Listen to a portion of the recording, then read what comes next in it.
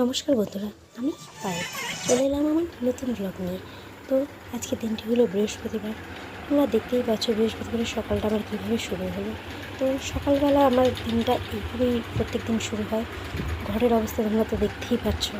তো সকালবেলা উঠে মর্নিং ওয়াক করে বাড়িতে এসে সমস্ত কিছু কাজ করে আমার হাজব্যান্ড বসে গেলে চা নিয়ে, সেটা আমিও আছি। দুজনে মিলে চা খেতে খেতে ফোন থেকে একটু আড্ডা হলো। তারপরে শুরু হলো আমার সারাদিনের যে কর্মকাণ্ড, সেগুলো কর্মকাণ্ড বলতে যেটা বলতে চাইছি যে সকালবেলা উঠলেই আমার মেন টার্গেট থাকে যে তাড়াতাড়ি রান্নাটা করতে হবে। রান্না করার পর দেখো ঘরটাকে যেটুকু পেরেছি অল্প একটু গুছান করেছি।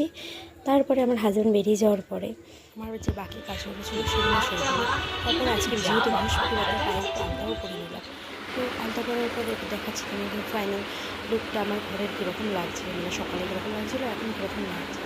তো দেখতেই পাচ্ছ মোটামুটি গুছিয়ে নেওয়ার চেষ্টা করেছি যতটা পারি আর কি। তোমরা দেখতেই পাচ্ছ যতটা পেরেছি গোছান করার চেষ্টা করেছি। তো দেখে না, এই যে আমার সব থেকে পুচকু একটা মেম্বার, যেগুলো আমি খুব সুন্দরভাবে সাজিয়ে রেখেছি। তো এই আরেকজন, দেখতেই পাচ্ছ কীভাবে সব সাজানো গোছানো করেছি। আরেকটা কথা, তোমাদের যদি আমার ভিডিও ভালো লেগে থাকে please like, comment, share and subscribe করে দেবে। কারণ তোমাদের সাবস্ক্রাইব আমার কাছে প্রচণ্ড মাইনে রাখে, কারণ আমি এই ফিল্ডে নই। এবার তোমাদের যেটা দেখাচ্ছি সেটা হচ্ছে আমার রান্নাঘরটা। তারপর রান্নাঘরটাও আমি গুছিয়ে পেরেছি, যতটা পেরেছি আমার যেরকম আছে যা আছে সেটার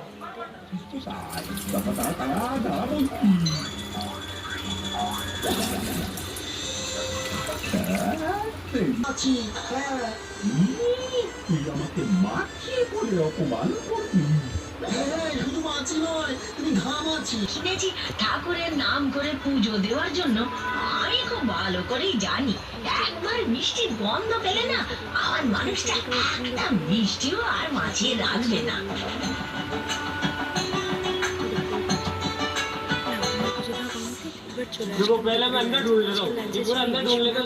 ডাল, ভাত, আলু ভাজি আর হচ্ছে ডিম কষা। তো এখানেই শেষ করছি আমার।